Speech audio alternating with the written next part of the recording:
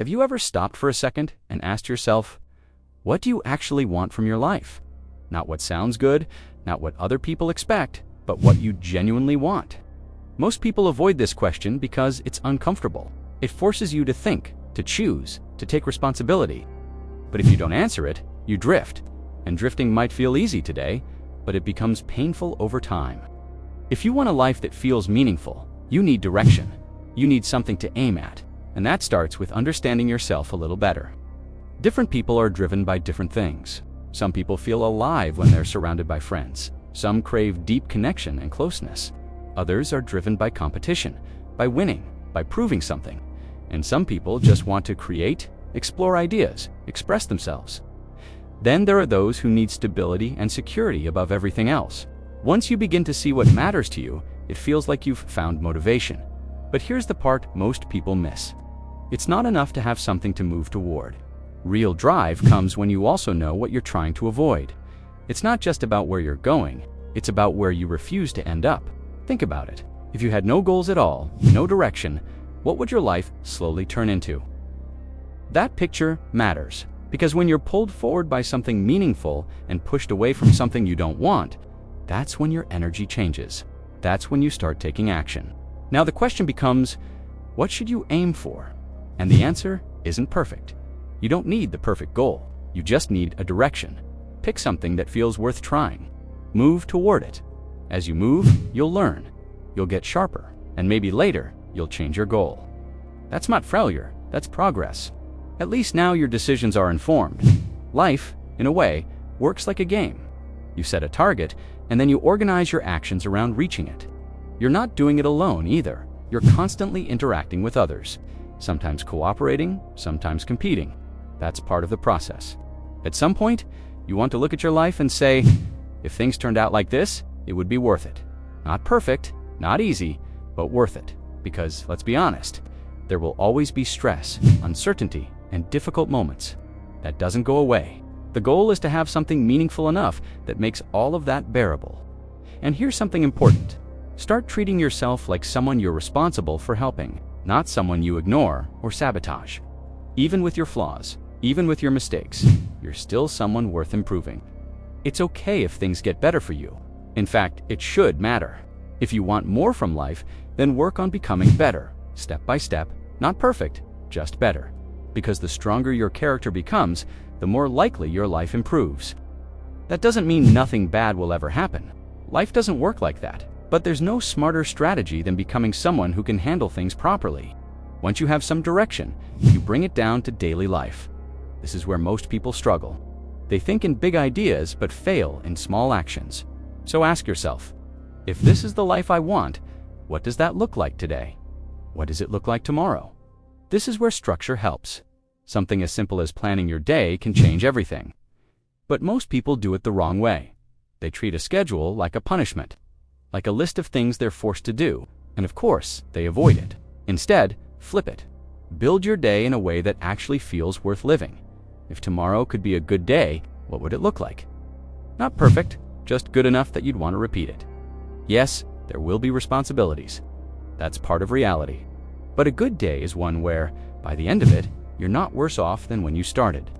Because if you keep stacking bad days, you slowly dig yourself into a place that's harder to escape. Think of your life like moving through unknown territory. You can walk without any direction, or you can use a map. Even if the map isn't perfect, it's still better than nothing. And as you move, you improve it. You learn what works, what doesn't, and you adjust. Even if you aim for something and later realize it's not right for you, you haven't wasted your time. You've gained skills, you've gained clarity.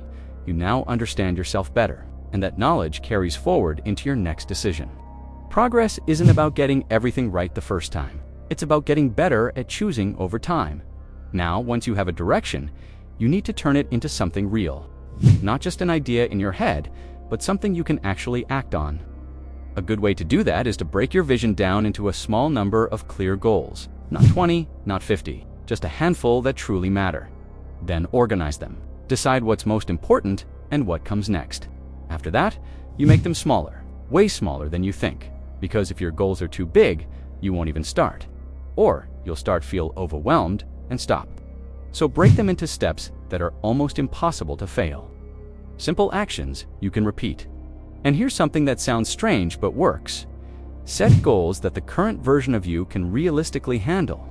Not the perfect version of you, not the version you wish you were, the real you right now. Because if the goal is too high, you'll miss it, and then you'll tell yourself a story. See, I can't do this, and that story becomes your excuse to stop trying. But if the goal is within reach, and you put in effort, and you actually achieve it, something changes. You start building trust with yourself. You prove that you can move forward, and that momentum matters more than anything. You also need a reason behind what you're doing, because at some point, you will doubt yourself. You'll feel tired, people around you might question you, and if you don't have a solid reason, you'll quit. So ask yourself, why is this goal good for me? How does it improve my life? Then go further. How does it help the people around me? Does it make things better for my family? Does it create something useful, even in a small way? The strongest goals are not just about you. They create a positive effect beyond you. That's what gives them weight. That's what makes them harder to give up on. At the same time, don't ignore yourself. You can't help anyone if you're falling apart. You need to take care of your own life first. Build some stability, build some competence. Then you can expand outward. When you have a goal that improves your life and also has a positive impact on others, it becomes stronger. And when someone questions you, or when your own mind starts creating doubts, you have an answer. You know why you're doing what you're doing.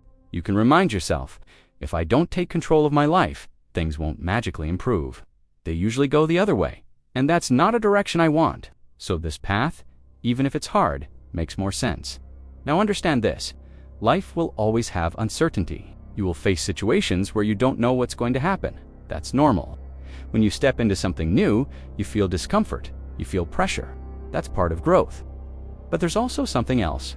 When you act and your actions start producing the results you hoped for, even small results, something powerful happens. You feel more certain, more stable. You start trusting your decisions. That's what builds confidence, not thinking about doing things, actually doing them and seeing progress. So the goal is not to eliminate fear or uncertainty. The goal is to move forward despite them, step by step, action by action. You don't need to have everything figured out. You just need to start. Choose a direction. Make it real with small steps. Adjust as you learn, and keep going. Because in the end, a life without direction slowly drains you.